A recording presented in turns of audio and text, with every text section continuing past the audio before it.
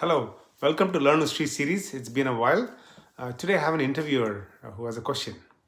What advice do you have for starting with Agile? So if you didn't hear that right, the question is what is the advice you would give someone starting with Agile? Well, a couple of things. First one is to understand what Agile is about and why Agile. In that regard, you got to do some self-reading, self-learning.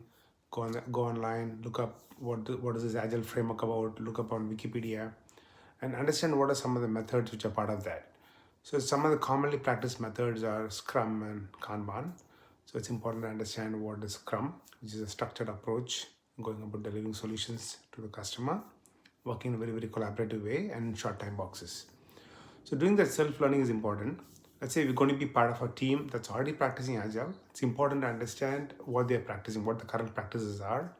And based on the knowledge that you gain from self-learning, you're going to validate that from a practical user standpoint. If you see some gaps, it's important to talk to the team members or a scrum master if you have one or a coach and to understand why the deviation is happening. That's for step number one. Then thereafter, as you practice, at some point sooner or later, rather sooner, you would want to get some formal training in Agile.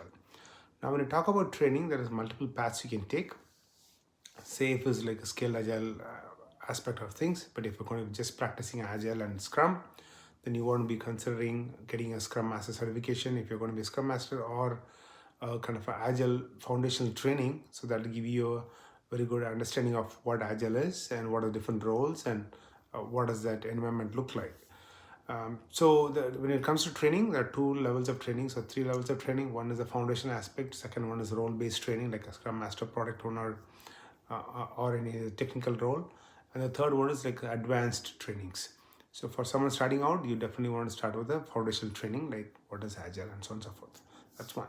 Secondly, if you're new to a team and they're also going to be practicing Agile in a very new manner, totally fresh to all of this, then it's always best to have a coach or a scrum master associated with the team. And then you go about not only doing self-learning, but also getting formally trained so that there is a standard way of working, standard way of operating, and then you start practicing it. So that way it'll be helpful. And why Agile in the first place? You want to understand that. Secondly, it's always about the outcomes. So we need to be operating with a customer-centric mindset and also working with a very collaborative way within a team.